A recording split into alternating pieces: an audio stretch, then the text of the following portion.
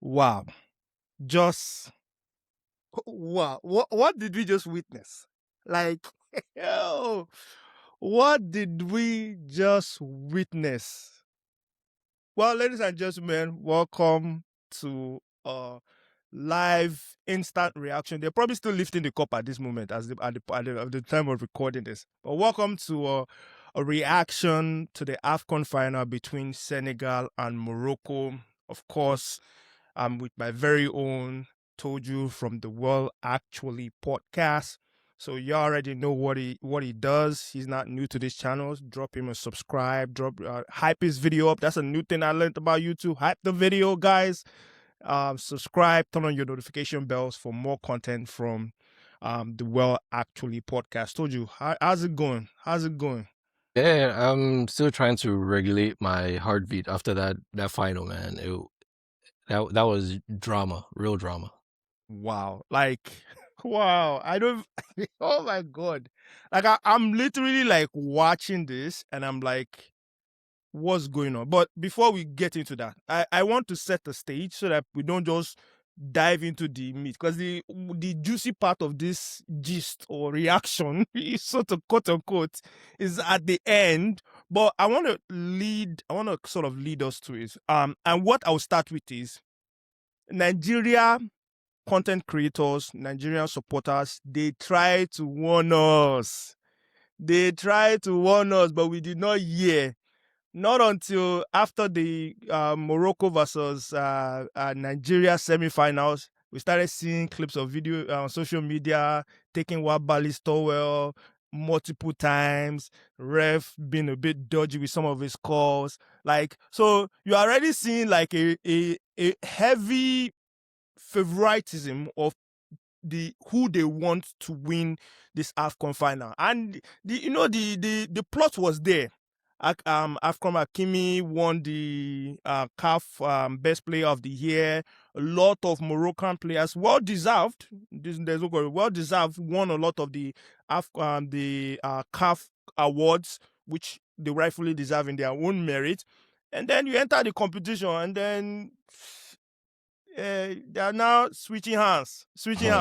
But I want to hear from you, like leading up to the game, like what were the things that you saw? Because I know you've been following and be covering a lot. So guys, if you're not, he's covering a lot of like, Todd is active. Oh, I'm telling you, he's active. So if you think that he's not, he's active. He's dropping match reviews for Liverpool in Premier League. He's dropping match reviews for Nigeria. He's been dropping match reviews for the Nigeria game. So he's been more active than I am. I feel like I'm catching up to him. So I told you, what has your view been leading up to this match? What are the things that you've been seeing on social media and also news generally leading up to this match? So it's the perfect storm, really. So it's the perfect storm of home field advantage. If you're the team that is hosting a tournament, if you're the country that's hosting a tournament, if it's being played in your home stadium, whatever permutation it's in, you are bound to get favorable calls. You are bound to get favorable decisions. There's going to be some leniency towards your side. Yeah. Now couple that with African corruption or African incompetence, like and it's negligence. Like, yeah. So it's like, by the time you put that together, that is a very dangerous mix. Because like you said, when it came to the fans taking Wabali's toll, the security people around there, the stewards had to allow it. Because not only did you have to get close enough to get to the field, you had to get back into the stands. Yeah. Like, so it was the perfect storm of, we are the home team and we're on African soil. So whatever they say they did. Whatever they're being accused of doing, they did it. To the point that Senegal said that we're not training in this place that you have us. Yeah, I saw that. They actually put a complaint out. Yeah, they said we're not training here because it's like either right next to a Moroccan facility where they could post up and record their training. It's like, what are we doing here? What are we living in? Do they think people are just daft? Like, yeah, like, oh, out of the goodness of your heart, you give us this world-class facility. Yeah, like, yeah, where you can monitor us perfectly. Yeah. It's like it's comical because they didn't even try they weren't stealth about it. They weren't Yeah, even they're trying to be not even subtle. They weren't disguising trying to be it. covert. It's just like, you are on our home soil. Deal with it. Wow. Yeah. So, And and even leading up to the when because when I think the Senegalese team arrived at the airport, lack of security, entourage, and the Senegalese players literally fighting their way through a barrage crowd of Moroccans, just literally doing anything to try and get a hand up. Like, my question, and we're going to get into the game. My question is, if you have to do this much stuff for your team to win, are your team actually that good? so the thing is, just look at it this way. If USA is playing against Mexico, wouldn't you expect Mexico to do something like this if the US team lands in Mexico? Yeah. But I wouldn't say it's because Mexico is better or worse. It's because we're trying to make it as hostile for you as possible. Mm-hmm. The difference is that's usually like a one-off or maybe qualifiers. Morocco, Yeah. you are the host of a tournament.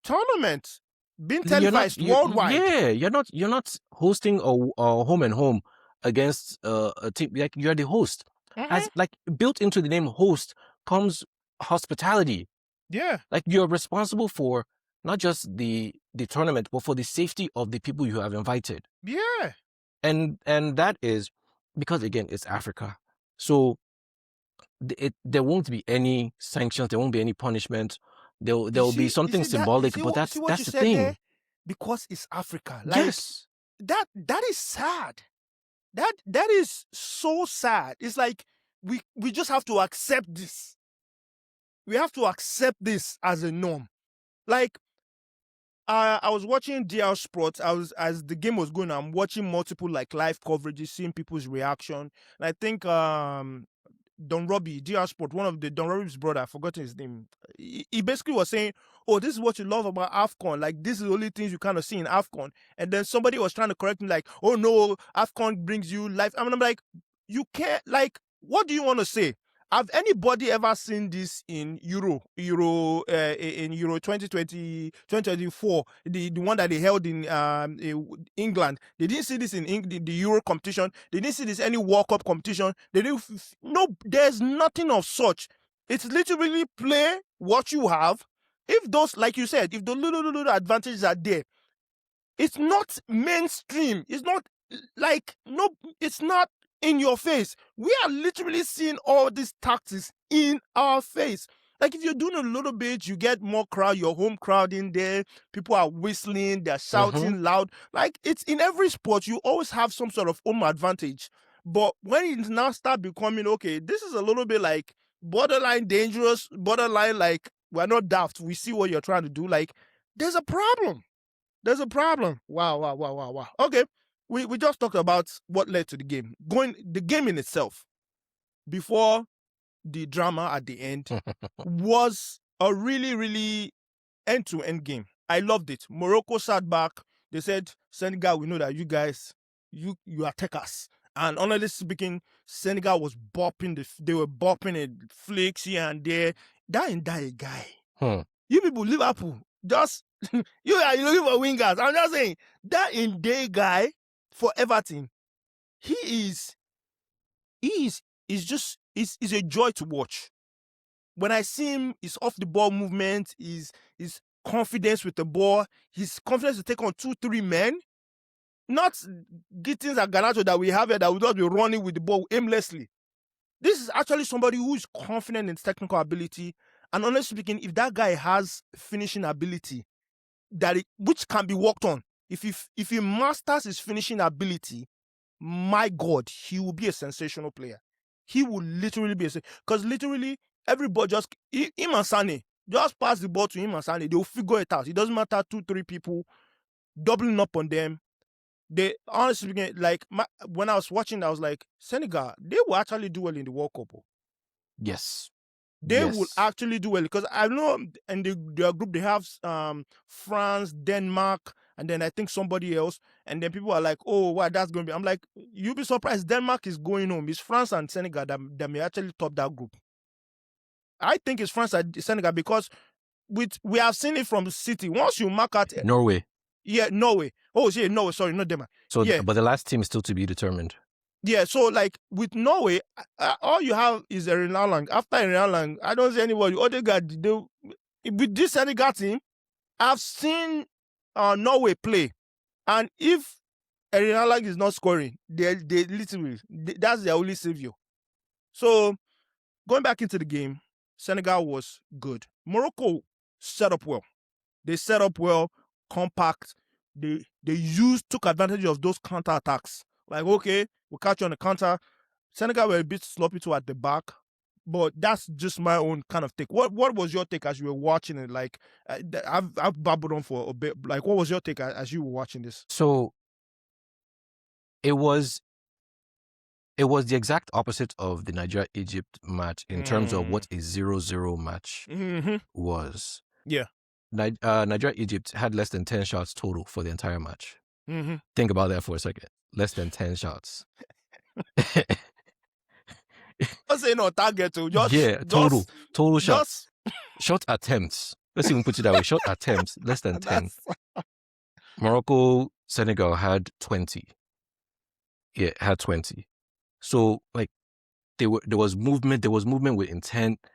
Like everybody that was on that field was like, I'm going to leave it on the field. Like the main reason why the injury time was so long in the second half was because there was bloodshed. Like yeah. Yes, there was like blood. Yeah, there was bloodshed. That crazy. Yeah. So, and before you even get to the drama, like the actual football, the quality of the football was high. No, it was. I got a little carried away when I was doing one of my reviews about Nwabali being like goalkeeper of the tournament. No, it's Bono. No. It's Bono, and it's not. Yeah, yes, yeah. It's like Chelsea, when Nigeria was it's like they're playing against an octopus.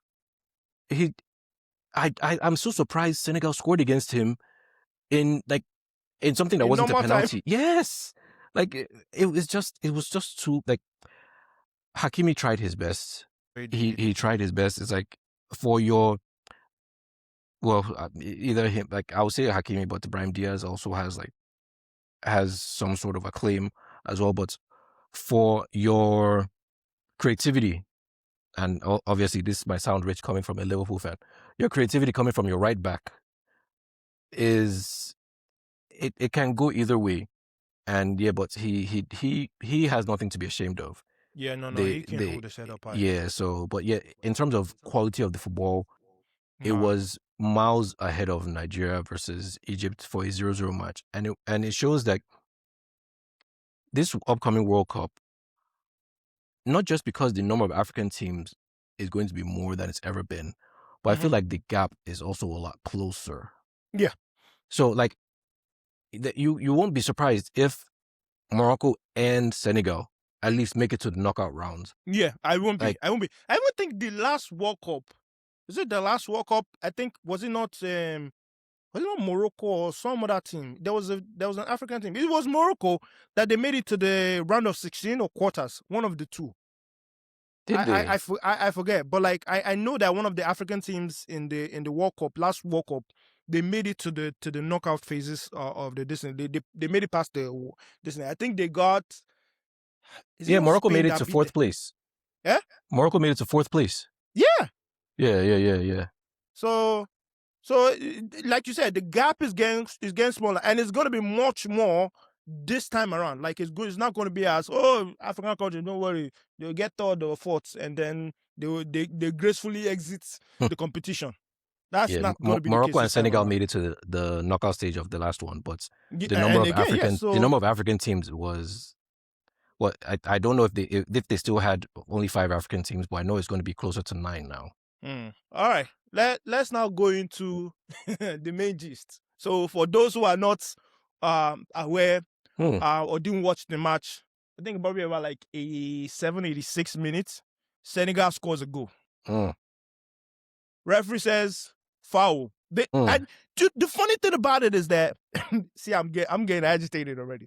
He pointed to the center line. So he said go. Yeah, he did see it. I don't think he saw it initially. It was complaints that brought him back. Exactly.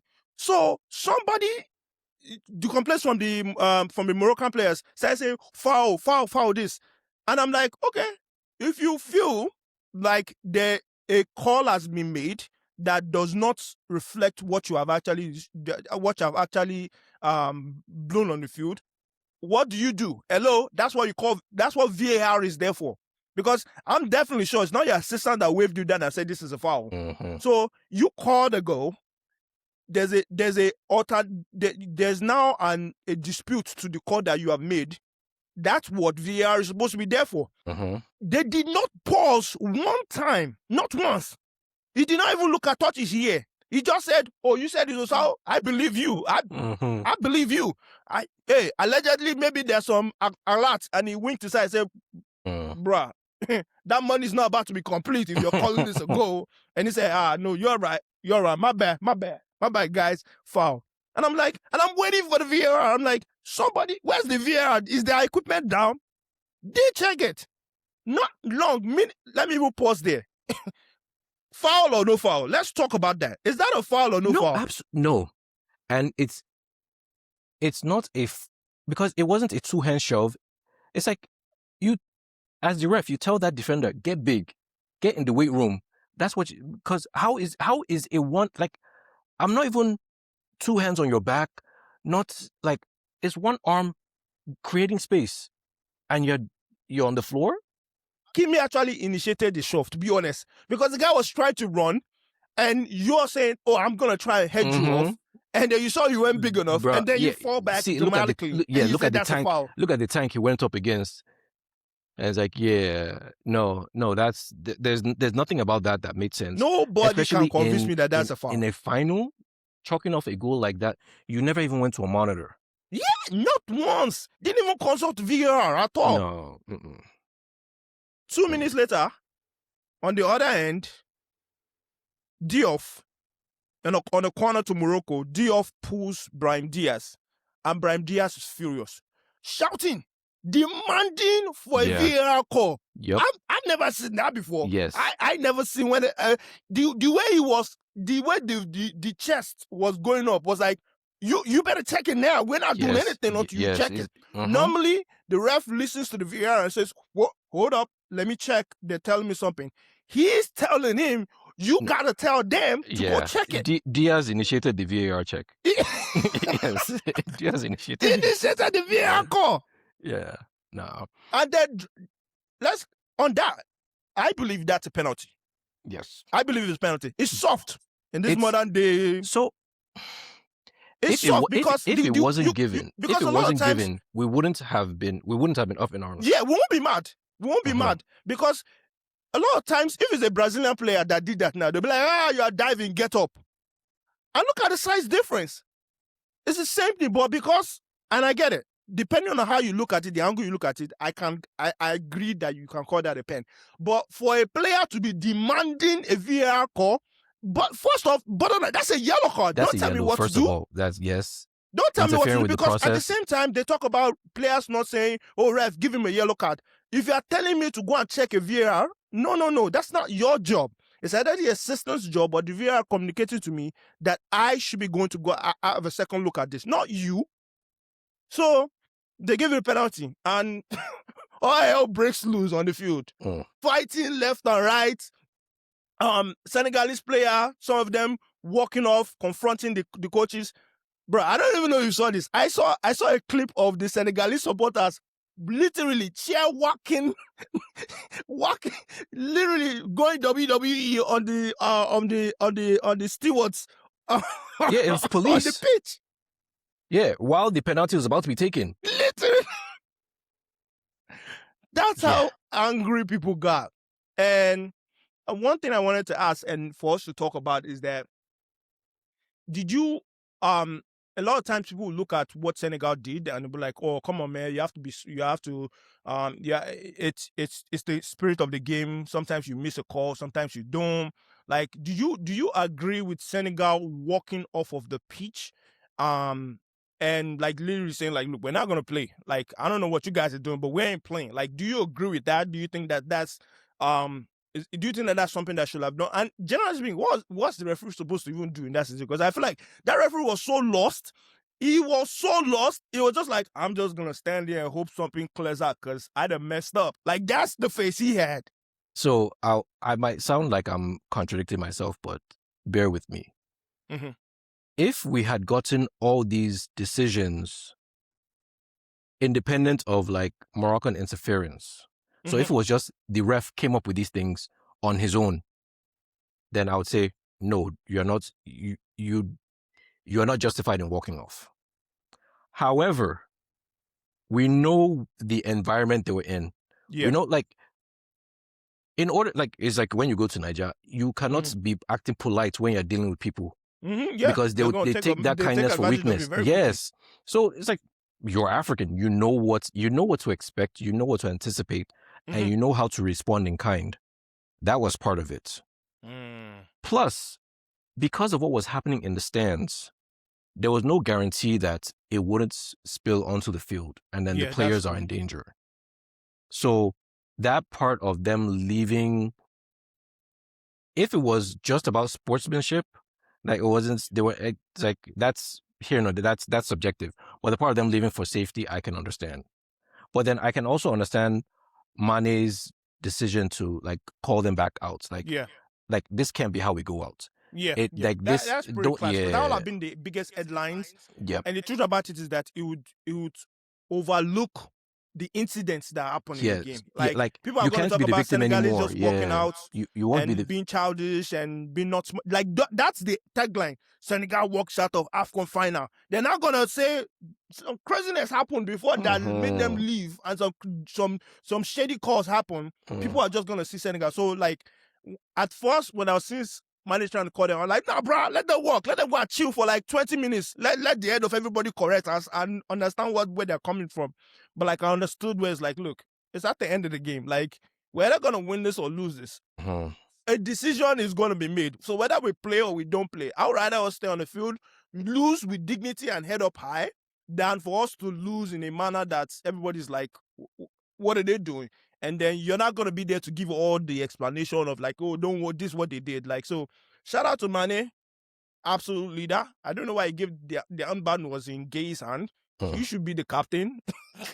I was looking at it, I was like, why is Gay wearing the hand captain? Where's the captain's band? But I think he also, Manny also made, I think he made an announcement that he's going to retire after the World Cup. Like after the World Cup, he's going to retire. So maybe they're just trying to transition. But like, yeah, that was interesting. Class from Manny. The next question I want to ask is, did Brahim Díaz miss that penalty on purpose or not? I have my own answer, and I think I already let you. But you let me know. Do you think he did? Because he Panenka it, but that Panenka was. Let me know. What are your thoughts? I think he was going. I think he wanted to be a legend. He wanted to go down a legend. He wanted on home soil as the star forward. He wanted his moment. Also. Yeah, he wanted to claim his moment in style. He wanted it to be the Brahim Díaz final. He wanted it to be the one that, because it would literally have been the only goal scored in regulation time. Yeah. Throughout these, like the final four. So it's like everything else was 0-0. Yeah. So he's like, he was good. Like, this is going to be me. Because we have other, like, we have on one end, we have Sergio Aguero trying it against Mendy. They don't score that. But again, we also have like Uruguay in 2010 trying it as well and scoring. So it's like, that's how you make yourself a legend. Like, and it just didn't come off. And remember, there was also a lot of time to think about it. Yeah, there was a lot. I looked at the timestamps and everything. Why did Hakimi take it? That's why is Díaz taking it? I don't understand. As a captain, I'm a very, very experienced captain. I've taken penalties for my club. You are not even a regular starter. You are sometimes starting for Real Madrid, but you're not even a regular starter. Bro, I don't care if you're chasing the golden boot or not. I'm taking a penalty. You're talking about Hakimi. There was a player that had the chance to be the first person to score in 5 AFCONs, and he gave up the pen. Yeah, so there was so much on him. It's like, okay, well, Hakimi's not taking it. This other guy's not taking it. It's all on me. Fine now. 114th minute. Think about that for a second. 14th minute of regular time. Everyone is stepping on the whatever. There was like so much altercation going on at just the penalty spot. There are people fighting against police in the stands, literally as it's happening. Yeah, so I don't think he missed it on purpose. I think he was thinking about the headlines before he took the PK, and it just didn't come off. Me, I think they missed it on purpose, because the reason why I say that they missed it on purpose is, if they had won that AFCON that way, they would never be respected. It would taint that competition. In fact, you know how people try to like say, oh, Liverpool with COVID and whatnot. They are going to be double asterisks, not even one asterisk, because with Liverpool, when you won it during COVID, people always come for you guys, and they're like, but after a while, people are okay, they'll shut up, because you showed what you had even before COVID happened. Yes, no. You can't even say, and the whole season was not COVID, so you cannot say the whole thing. So, but with this one, this is double asterisks. They will not be respected. There's so much questions, speculations. There's still going to be questions and speculation that comes out of the aftermath of this event. But I think even the coach was like, bruh, if we win this way, I don't think we'll get out of this stadium in one piece. Because I saw a map where literally the whole of Africa are all supporting Senegal, and the only people that are supporting Morocco is just the Moroccan people and the fans. It was gonna be crazy. So I think it is, but you make a good point of like, when you have so much time to think and such a high tense situation like that, sometimes the most easiest, not the least, because like, wait, do you take me for a mick that you gonna think I'm just gonna go? Like, that's what the keeper was like. That's what he would think was going through the keeper. So the keeper, he's already thinking of like, how far will I dive, because he's probably gonna roof this.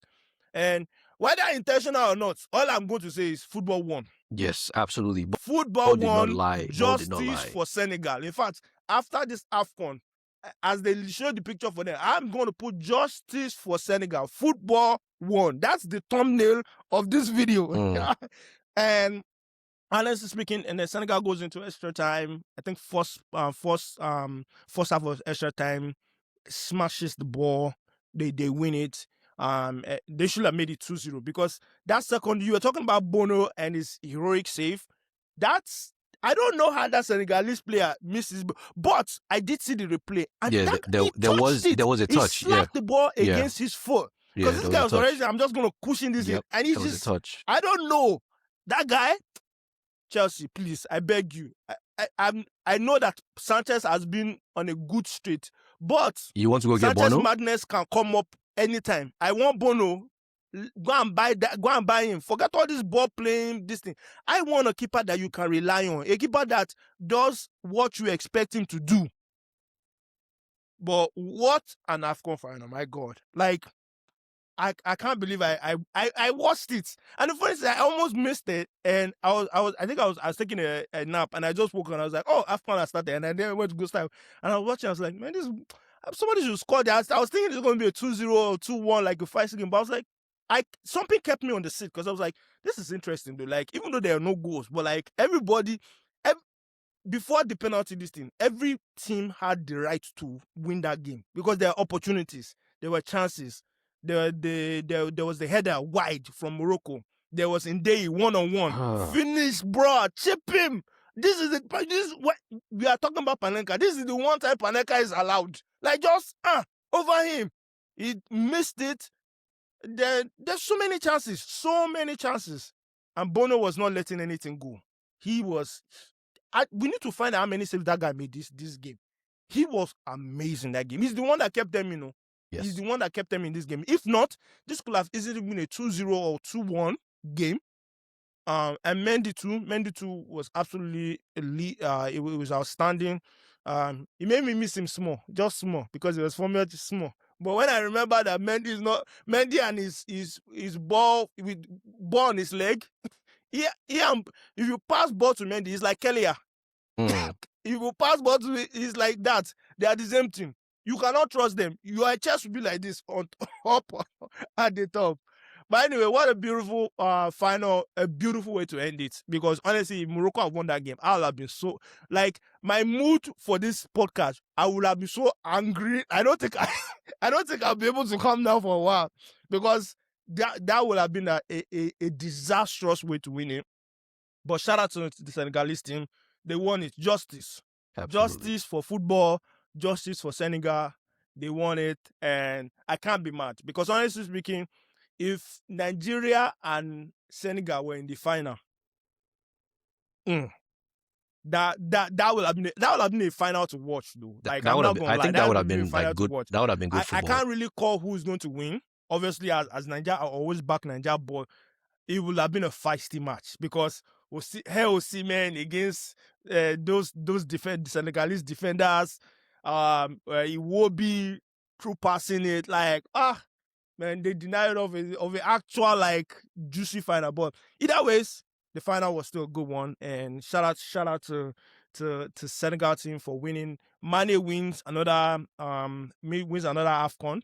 I think because this is going to be second one. Yeah, back to back. Yeah, back to back. That's wait, they did. Oh wow, is it back to back? No, it was Ivory Coast that won the last one, boy. No, what? Yes, no. Ivory Coast won the last. Which one? 2021. Oh no, no. Okay, yeah. It was Ivory Coast, so it's not back to back. But okay. They won the one prior to Ivory Coast going. But yeah, big. Hey man, Salah, man. I don't know why he went to Saudi, but that money was too good for him to turn down. I miss Salah in the Premier. I miss Salah Mané. I miss Mané. Mm. Why did I call it? I miss Mané in the Premier League, man. I don't know why he went to Saudi, but I miss him in the Premier League, man. I will pay to watch him in the Premier League because that guy he's still got it, man. Nobody can tell me that he's run out of juice because he and Salah, they're literally like. They are twins of the same feather. The only difference is that Mané can hurt you in any different direction. Left, right, it doesn't matter. Header, he can play lone forward, he can play calm, he can play left wing. It doesn't matter. That guy plays everywhere. And his energy, bro, he played 120. He didn't leave that match, 120 minutes. Didn't leave that match. And he was out there running forward and backwards. So shout out to Mané. Senegal won. And any party words and anything, I think generally speaking, the AFCON was a beautiful competition, generally speaking. And all this conversation of should it be every like 4 years or every 2 years? I think it should be every 2 years because I would love to see African talent like this on display. I feel like all this every 4 years thing, I want to see it often because it brings out some of the players. Like for example, Nigeria, who would imagine that Akko Adams will come out of like nowhere and then just he's like he and Osimhen. They're like, if Osimhen goes, don't worry, Akko Adams is there for us. I got you. I get that, but consider the talking points of the African players that probably aren't getting signed because they're like, we're going to lose you during the season. So now imagine that happening every other year. Yeah, that's going to discourage a lot of people. You see, at the end of the day, they're still doing it to satisfy the European clubs and whatnot. Yeah, but remember the players want to move to those European clubs. Yeah, and that's true. That's true. How often is the Euros anyway? Every 4 now. Every 4 years. Every 4 years. Yeah, every 4 years. All right, I get it. I see the point. Because that is true. That is a big, like for example, teams like Sunderland now, they are crippled, bro. They are crippled. I don't know how Everton did it today. I don't know. As a Liverpool fan, I'm grateful they did, but I don't know how they did it. But yeah, I don't without know like. But yeah, no, it was a good tournament. I just wish it was on a more accessible channel, network, whatever. Yeah. It's like, and I also wish it didn't end off in this way. Like it's just a lot of clickbaits, a lot of like traffic on like a competition that was actually not. It didn't have to end that way. It was kind of a very like. It's not football related. It's all corruption, but Mike, speculations, and all that. Look at it this way. We're not going to forget this anytime soon. Yeah, I'm not. I already forgot because I'm saying Senegal won back-to-back. I already forgot that Nigeria was in the final last time against Ivory Coast. That's true. Ivory Coast that fired their coach in the middle of the tournament. Think about that. AFCON does not fail to entertain you, man. Yeah, like look at all the things that have happened. Like there has to be a storyline for AFCON like along the way. So yeah, I don't. Nah, every 4 years. I get it. I just wish there was a better time for them to have it. Because like Liverpool, we've missed Salah for 6 matches already. Will he be there in time for Champions League on Wednesday? I mean, Why can't they even do it during the summer though? What stops them from doing it in the summer? Because they're going to tell me but you know what's happening? What? World Cup is in the summer. That's true. There's conflicts. There's so many. Yeah. So it's like everybody else gets preference. Perfect. Yeah, that's true. So, but they can alternate it though. Like they can find like if the World Cup is going to be like in a year, they can do like the other year. It would just have to be. It would just have to be an odd numbered year. Yeah, an odd number. Yeah, because 2 years from now will be Euros. So I mean, it's we're at the back of everybody's mind. So I don't know how it's gonna work out. Yeah, that's true. Yeah. That's right. Anyway, this comes to the end of this episode. Yeah, guys, like, subscribe, hype the video, subscribe to the World Actually podcast. He's got more stuff coming out. And look, this collab right here, you're gonna see that a lot. So y'all better be ready. So, but turn on your notification bells. We're dropping another one after this. We're not resting. We are active. So more content such as this. So guys, watch out and subscribe. All right. Peace out, guys.